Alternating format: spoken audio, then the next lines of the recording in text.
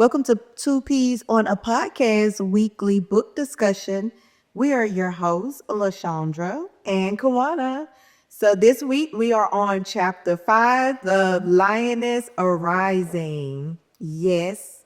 So if you have not already grabbed your book, I don't know what it is that you're waiting on.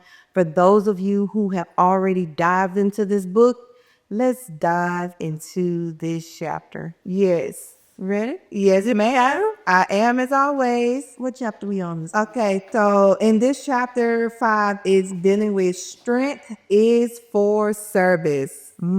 Strength is for service. That's good. That's yes. I like the she have a quote here that says each one of us needs So not a quote, the scripture. oh, I guess it is a quote. Well, yeah, it is. That's how I was gonna open this up. Each one of us need to look after the good of the people around us, asking ourselves, how can I help? That's good. Yeah, that's a good opener, a good questions to start with, especially with the title that says strength is for service. Yeah.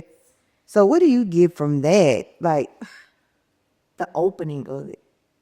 I get that we need to constantly have a heart posture of how can I help when it comes to our brothers and sisters in Christ.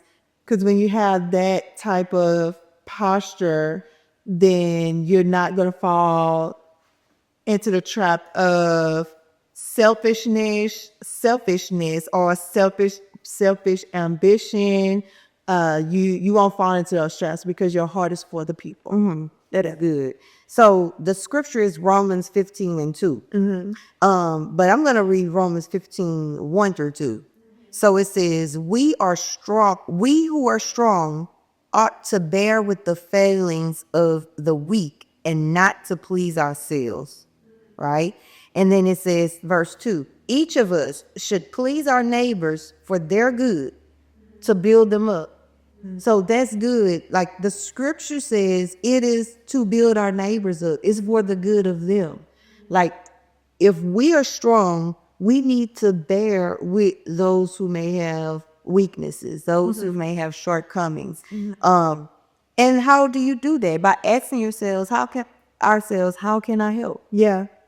It's good. Yes, ma'am. I like that the strength is for service because it relates to even community. Yeah. How can you serve in your community? How can I help in the community that the Lord has blessed you with? Yeah. Right? So that's it. Yeah. I love it. All right. So let's go through things that jumped out on us in this chapter.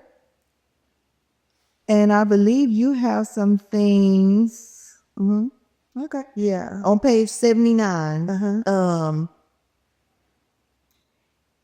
it says that, okay, if you have not read the book, go back and read the book. But the sentence is, I was impressed by their inclusion of the hesitant lion. I love that they were not willing to feast without him. Right? It's beautiful when women know how to do this. It just reminds me of like we're talking about the weaker ones that may be in the group, in your community, your neighbors, your family, your friends that may not have the strength to move on, the strength to go after what it is that they want to go after. But if you're on that same journey, because in this context, they were talking about the lions. They were out hunting. And one of the lions were just not as strong as the rest of them. And just because that happened, they didn't disclude them from the feast, right? Just because he may have been scared or hesitant to move forward, to go after the goal, to show up in a way that maybe he thought that he couldn't, or he or she couldn't, the lion couldn't, it was a lion. So they found it in themselves to help him out and not disclude him from eating just because he didn't partake in catching the prey. Yeah, because this was when they were confined. Remember, the Rangers had the lions confined, so now they were pulling up or releasing them out of that confinement. And as part of the strategy, they put a fresh kill out to draw them out into the wild in Africa, right? And the lion he was hesitant. He was scared to go out, and the lioness decided to go out. Well, actually one went out first, and then the other, hesitantly followed.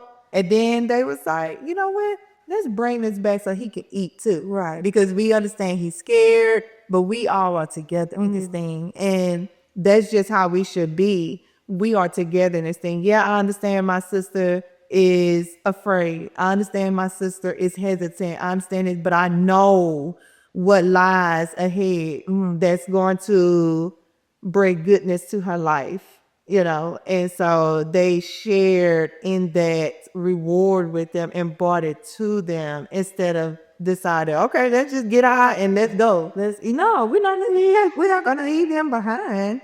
And so, yes, I too love that when she said it's beautiful when women know how to do this. When we know how to recognize our sister is hesitant, our sister is afraid, our sister whatever. Anything short of the boldness and all of that Right. they're operating in this other space.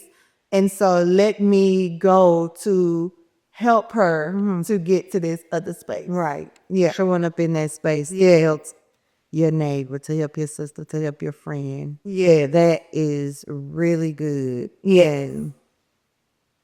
I think because even with that, when it goes down to helping those who falter, right? When we, in this instance, helping those who gotta fall short or swaying or hesitant. There's in here she says, whenever God begins to breathe new life and freedom into his people, some of us embrace it with joy and expectancy. Others hesitate, waiting to see what will happen. And still others resist it. That put me in the mind of like how it appears in church too, right? There can be a move of God. There's something new that's happening, and there's some hesitations that happens between or may happen with some of the congregants. And she talks about how some people hesitate, some people just wait and watch to see what happens, and some people just resist it altogether. Yeah. Right. And so the prayer that she has was that all God's daughters will rise up and enter into the freedom and purpose that he's placed before us. And that those who are stronger, freer, more established in the truth will turn back and encourage onward those who are paused by the threshold. So it's like those people that sit on the sidelines and watching another brother or sister excel in the things of God, move forth in the things of God, how they may too want to do that, but then there's some reservation there, whether they just want to resist it or they're kind of hesitant, like, should I do it? I'm kind of scared to do it. Yeah. The importance of still using your strength as a service to turn back and say, come on, I'm going to come on, and kind of help them, encourage them to push them past that threshold that caused them to pause. Yes, yes. And I love on the next page, page 80, as she's completing this thought, continuing this, she says, the strong and able are charged to step in and assist those who falter, to lend a hand to those who pause, hesitate, waver, or weaken in their resolve. There are so many women, young and old, who feel there is something larger inside them. They stand on the threshold looking toward the wild that God is calling them into, yet they hesitate. Yeah. So we need to be those who can turn and say, hey, come on. Hey, grab my hand. I'm a walk with you. Come on, I'm a pull you up. You down? Come on, let me pull you up out of this state. Accept my help. Accept my leading. All right, and it made me just think about Naomi and Ruth, right? Ruth was like, look, wherever you go, I go. Yeah. The God you serve, I serve. Yeah. And even though Naomi was trying to get rid, she was like, it's like we're bad. No, that I ain't got nothing for you. But she did. She did have something for her. You know, and Ruth was like, you got something, yeah, and I'm here for it. And you know, show me the way. Like you got all right. It's time. What am I supposed to do from here? Like I know there's more, but I don't know how to get to it. Yeah, well, if you leave me here, my husband is gone. Yeah. Where am I supposed to be? And you got access to the God that is the God. Yeah. That is the great I am. Like she recognized God. Yeah. You know, and that you have that connection with him. I'm not my God, the God that my people serve. No. I cannot go. I cannot. I'm gonna go with you. And look, she went with her, and look how she was blessed. She was in the bloodline of Jesus. You know, so she did. She did have something change the trajectory. Yes, entire life. Yeah. So this even is an encouragement to us women on the other side. You may not be the one that's faltering. You may be one that you know God, God, you have this connection with God, but you still don't recognize that you have something that other women need. Right. You have God. You've been operating in his principles. You've been in the glory realm. You know, you've been in the secret place. So you have the secrets of God, and women need it. Yeah, women need it. It's interesting when it says like when you pause, it caused me to think about. I can remember when mine the lyric was smaller, right? A lyric moved a bit faster than a mic. She would always observe. She would always watch. He just did. Yeah, it didn't matter if he fall out the bed. He was gonna do it. Like whatever he would do. Yeah, and she would just watch. Like I don't know if I'm gonna do that. She would hesitate, and she would watch. He started walking, and I remember just watching her, like watch him get up and walk. She was looking like I want to do that, but I don't know, how to do that. Until she finally just decided to take the step to do it. But in that, he too would come to her and pull her hand, And so when you mentioned that, that flashback just came back. It's like, wow, you know, And Amaya in the lyric, you guys, that's her twin. One of her set of twins. yeah, it's just so interesting that how we do that. We would watch people be successful, watch them move in the things of God. Because I remember when they're at a time in a space where I'm like, I know there's more to God than this. There's more to God than what I know. There's more to God, right? Mm-hmm. And then how we watch and wonder, like we look back at the Catherine Coleman's and like, wow, like it's just so powerful, right? Mm-hmm. But to have people to come back and show you that way, to help you get out of that fear of faltering and thinking that you're not strong enough or maybe you don't have what it takes to move in the things of God. Because she said often it is enough to know that others have crossed the bridge before us and found their way safely to the other side. Sometimes those who falter simply needs a glance back from a sister who's already safely there. Yeah. It's enough to communicate, hey, I'm out here. And not only is it all clear, it's all good. Like, yeah, okay, I went this way. I've crossed this bridge. I've walked this path. Yeah. Come on, girl. It's good over here. It's sun shining right above. It's good over here. It's good. Yeah. That's like why, because I know you can watch your friends and if you hang around, especially if it's healthy, right? We're talking about the healthy spaces where they're growing and they're maturing and they're healing and they're moving into their better selves. Every time you see, it's like they're learning more of themselves and discovering and coming into the being of who God has called them to be. And it's like, oh man, I wish I can. You can. You too. You can come to the other side too. So we're inviting you to come on and come over. You come on over to this side with the healing. It's all over here. Come on over here to this full. It's good over here. It's like, come on, you don't have to falter or wait and, think that, I want to take that step, but I'm scared. No, it's no fear over here. Come on. The way is clear. Yeah. Yeah. So that's good. Yeah. That's good. Yeah. And let me see. I believe you have something on the 81. Oh yeah. Well, because even with mixing with that, it's talking about the lingo. Religious way. Yeah. It's nervous. She said nervous and afraid of making a mistake. So I think a lot of times, it's on page 81, sometimes you may feel nervous or afraid of making a mistake. And it's that be the religiosity of it all. You gotta be this way, you gotta speak this way, it need to be like this person, you gotta be just perfect. No, we need you to stop being so hesitant.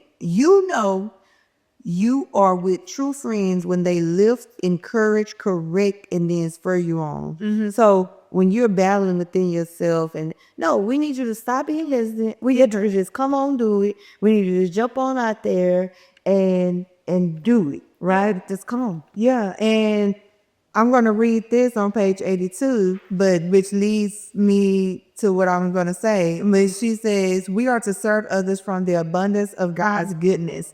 This will at times require us to get rid of some of the religious baggage that has been loaded on God's sons and daughters.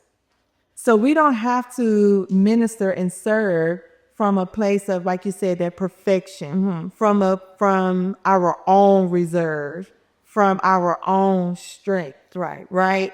Because that's where that religious part comes from. That, like I said, like it has to look this certain way. You gotta talk this certain way. You gotta be this certain way. But no, if we just get rid of all of that and serve from that abundance of God's goodness, which is that love of God, the grace of God, the kindness of God. We serve and we help from that place. Right. Yeah. That's good. Because I like that she referenced like food gives strength, but labor drains it, right? And we're thought to represent God. And we know that the strength that he gives comes from him. And we shouldn't be striving to do anything, but we should just serve. Yeah. Right? I have the strength that he's given us. So that's good. Yeah.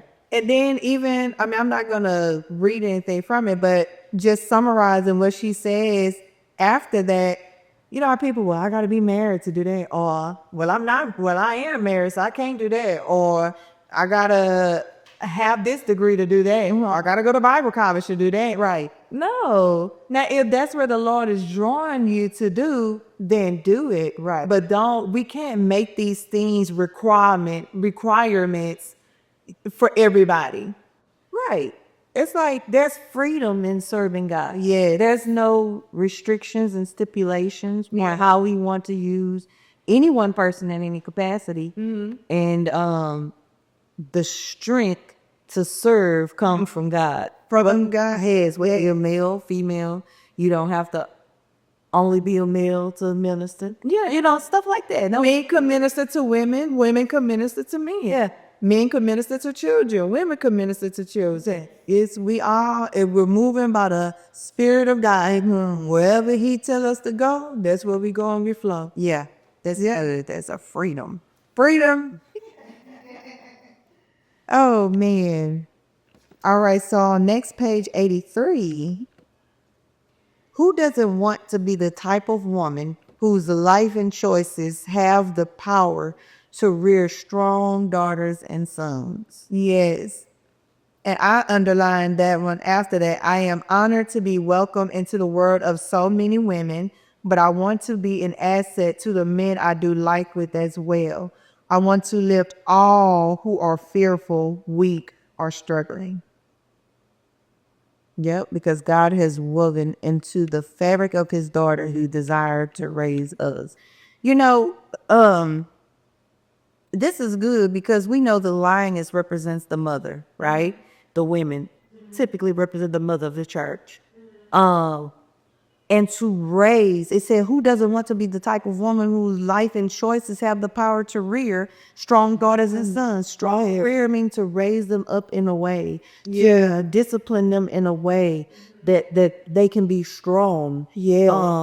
Daughters and sons, because as we know about the pride is that the lioness, all of them are able to raise all of the cubs, right? Everybody plays a hand in it. Their service is needed. It's not, well, I can't teach you how to hunt or teach you how to pounce or teach you how to have patience just because I didn't labor in labor, wasn't in labor with you.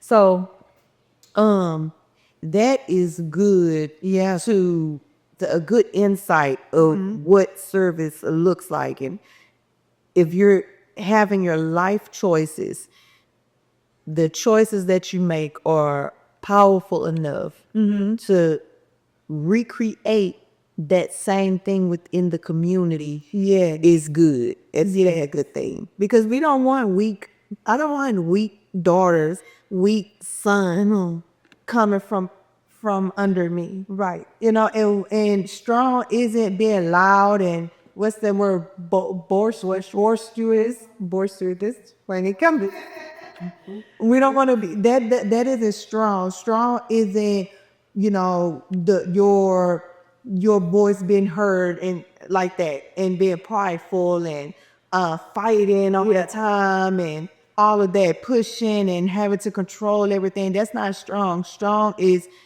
understanding who you are, understanding your purpose, understanding your identity, and moving in that space, moving from that space, understanding who is in authority, right? Wherever you are, is you're leading to authority, you know, being able to understand others, you know, understand those in your community, like that's strength, you know, and knowing how to be meek, how to be hungry, you know, and how to nurture others and build up others, that's strength.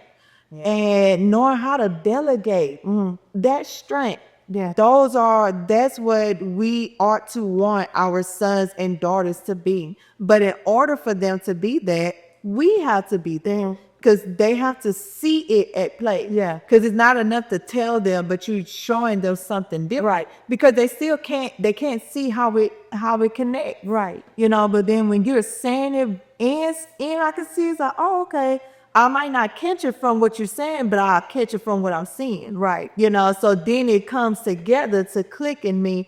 Oh, that's what she meant when she said that because now I've seen her do it. Right. You know, so yeah, that's good. Yeah. Gotta do as I say, do as I do. Do as I do and as I say. Well, you know, I say, yeah, don't do what I do what I say. Yeah, but I'm gonna do what you do too. Because not to say that our words are not powerful, because they are, but our actions are too. Right. And if we're doing something different from what we're saying, it makes 9 times out of 10, what you're doing is going to be taken versus what you're saying. Right. Yeah, it's true. With kids, at least. With people too. Yeah. But adults too. Because action speaks louder than words. I don't care what you say. But the Lord don't even like a lip service. Yeah. Oh, yeah. Your posture is different than your words. You say, Lord, Lord, but you did something else. Depart from me. Mm-hmm. Yes. Good. In this next part, she talks about hope to the hopeless. And in that first line, sometimes lending a hand to the faltering is as simple as introducing hope. That's so good. Oh my gosh. And then this touched me. When she started talking about the women, how she's come in contact with women who are just hopeless. Like, I don't know.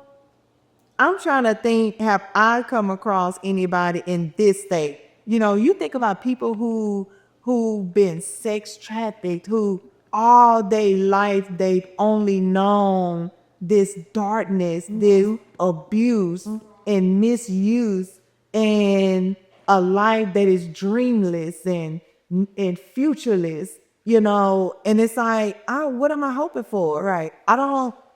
That not for me. I don't have time to hold. You know, I gotta keep myself sane enough to go and lay with this pimp. You know, go and do this and do that and get sold to the next buyer. I gotta just have enough sanity for that. No vision. No vision. Can't see anything. Yeah. How do you present hope? When she said that, like, how am I gonna present hope to them? You know what I'm saying? Me, an American with this freedom that I have. Right. You know, and what she, well, I don't want to go too far. I'm going to go too far. Wow, are you there? Okay. But in the end of it, which is what it is presenting Jesus, because that's the hope. Right. That's the hope. There's nothing I myself can give anybody to hold on to, but Jesus, but Jesus. That is so good. Yeah. I like to, even in that, because she didn't have anything physically that she can actually do. You know, be there in that space and like, man, I mean, even thinking to herself, like, they might look at me like, how can I talk to them? And my life is different than theirs. Like, they don't want to listen to me. It's asking questions. She began to ask them, what is it that you wanted? Yeah. And I think in this instance, what she's talking about, in some instances, when we get into these spaces, we can maybe trigger a lost dream or a lost hope that someone else had. Yeah. To get them to the space, to a new vision of like a glimpse of hope. You offer Jesus, tell of his goodness and who he is and how he can save and how he can deliver.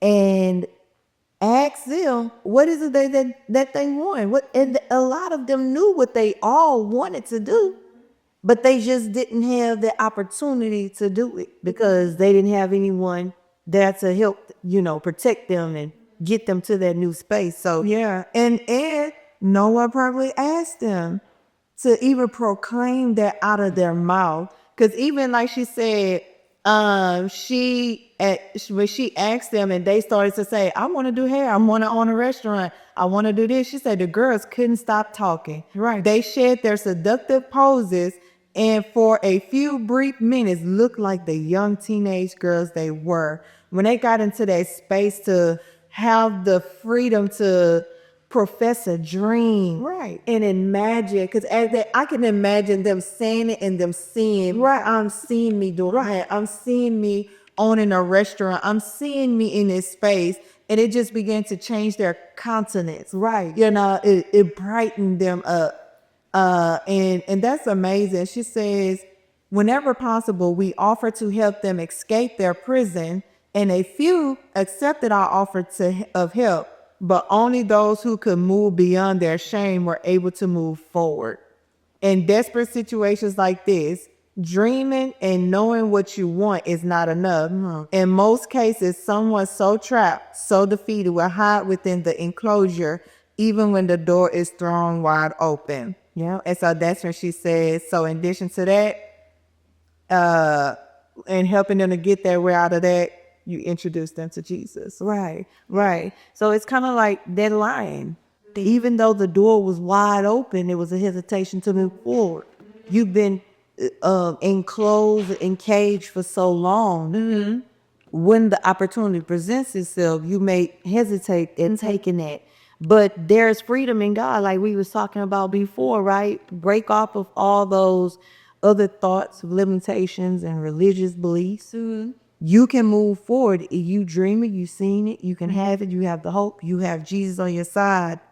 But are you going to be the one that accept that when a sister come to pull you back, come back to pull you forward? When they come and say, come on, you can come this way. I've journeyed this way before. When it looks meek and you don't really know how you're going to escape it. But at one point you had some type of hope, some type of dream to make it on the other side.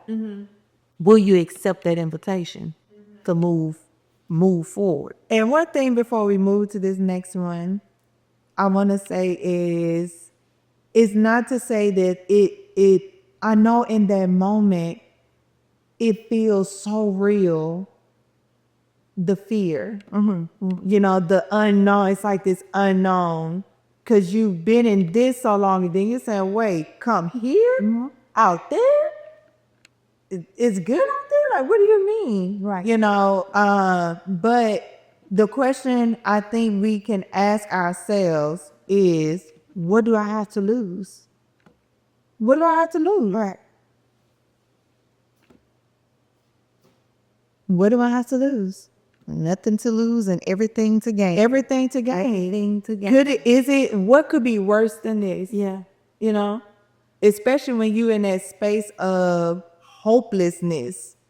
What could be, I mean, what do you have to lose? Is either gonna work or it's not. It's not working now.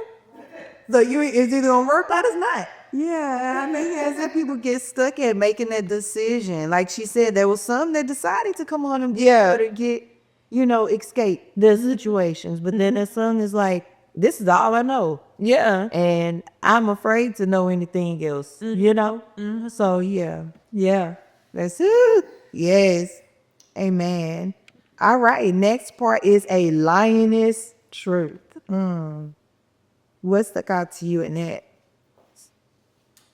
So, I highlighted they instinctively understood that their future and the survival of their children was intimately tied to how they related to the lion. They honored the mighty lion that would one day become, and they overlooked his current posture of cowering in the bush. So we're going back to reflecting back on the lion that was afraid to come out of the cage, right? And it would tie this into being those women that want to rear strong sons and daughters. You know, the I believe that the point that the author's trying to make is that lioness instinctively understand that my service to my pride is to benefit us all. And although right now he wasn't able to do this for himself, because I brought back food for him to feast on, to help him grow stronger, to help move him along, I'm going to honor him as being the king, because they understand that the lion, the male, is the dominant one that will be the king and be the protector. If they can nurture him to rise up, to be their protector, to be the lineage going forward, this is not only going to protect me in this space now, but those that are coming down the line too, right? They honor him as a mighty lion, even though he was not in that space yet. And I think that sometimes we can overlook our fellow brothers and sisters in that space because maybe they're not operating it. It's up to their full potential.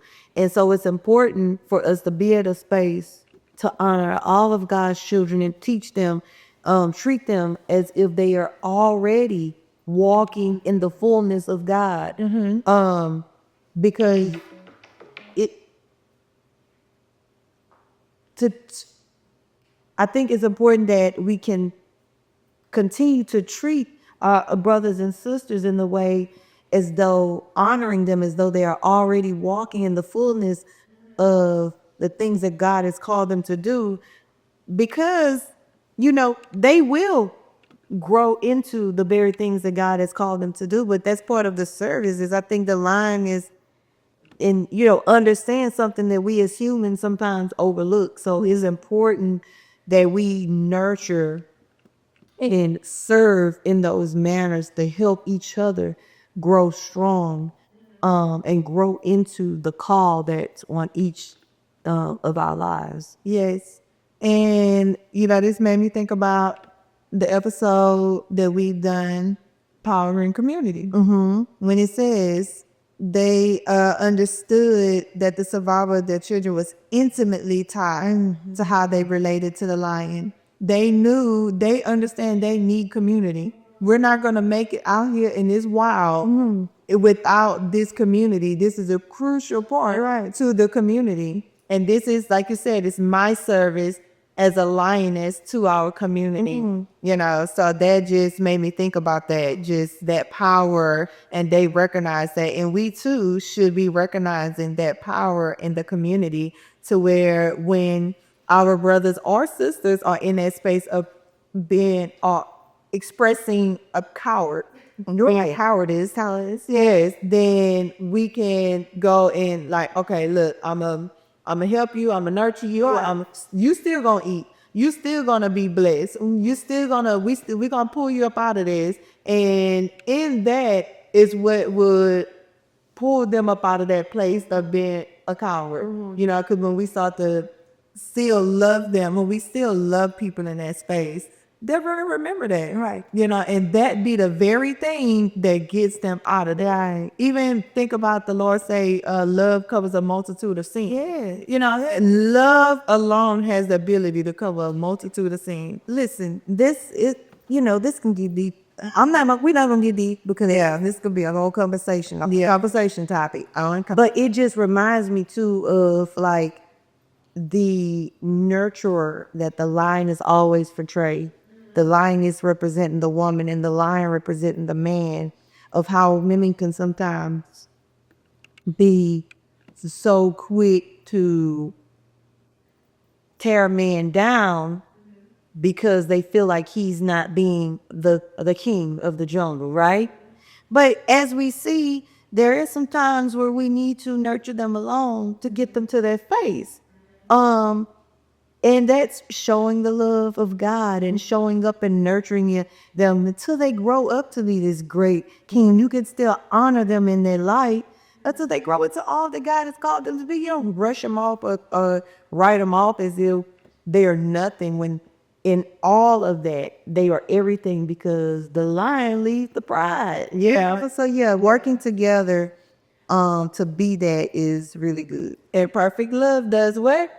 Cast out fear. Yes. So on page 86, I think what I just underlined, like, taking less now does not mean having less in our future. yeah. Acts of honor are never lost in translation. So see, that just tie you back to that, right? And I'm not saying this for all, but there's sometimes in relationships, like relationship building, if you're giving the bulk of it, or if you're doing more than the next person in the relationship, I do believe there is an exchange that's happening. Yeah. But it says taking less now does not mean having less in our future. Yeah. Acts of honor is never lost in translation. So if you're doing it out of honor, because I honor you as a person and not as a selfish gain, like we talked about, as a service. It's because I'm doing this as unto the Lord. It is because this is what I'm called to do, because I have a piece of me that you need right now, and I'm gonna do that.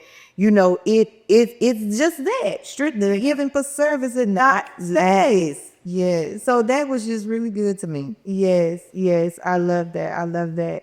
And we have to be in a space to want to help. I'm going back to the how can I help?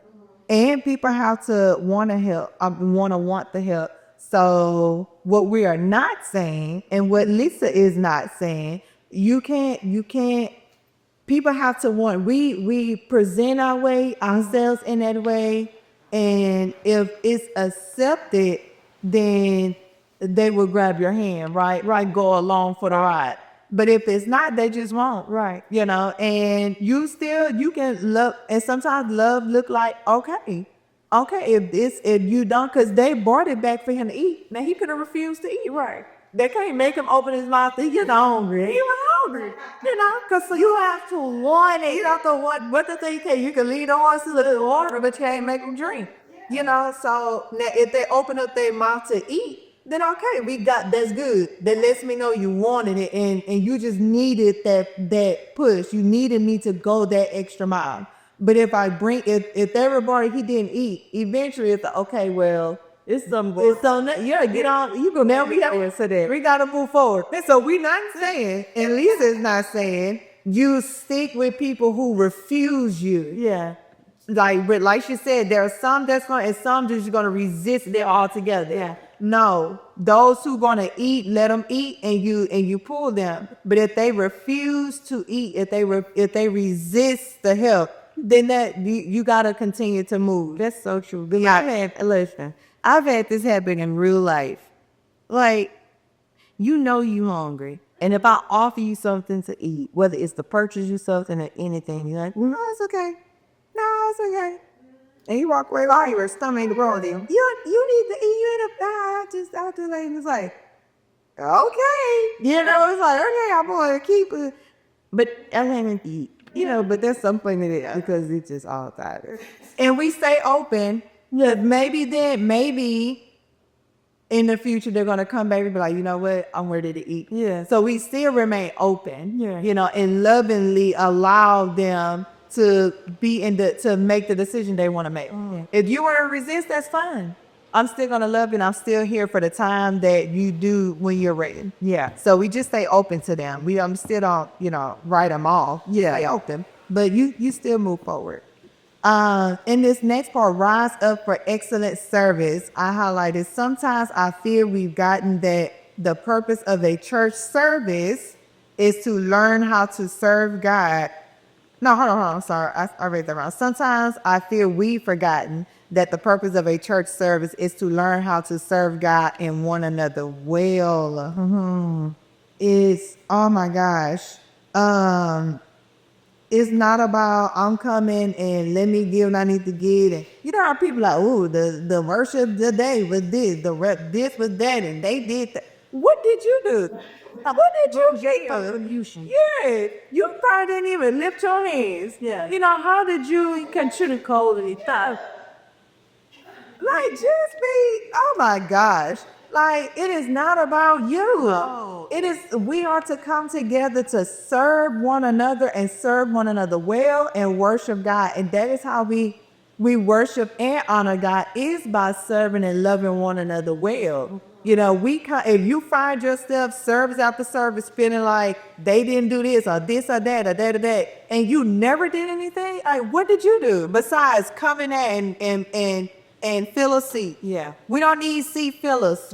We need people that's going to come together and encourage and lift and serve the body. Right. You know? So, yeah, we excellent serve. Excellent serve. Not what the Lord even do for you.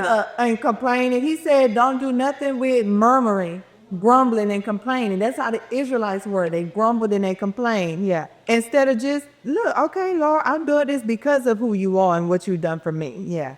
Yeah, so we have to get out of that space and remember, service is not for you to just get whatever you need and everybody just, cater to you. Right, not right. No. She said, we are to be guides, not security guards.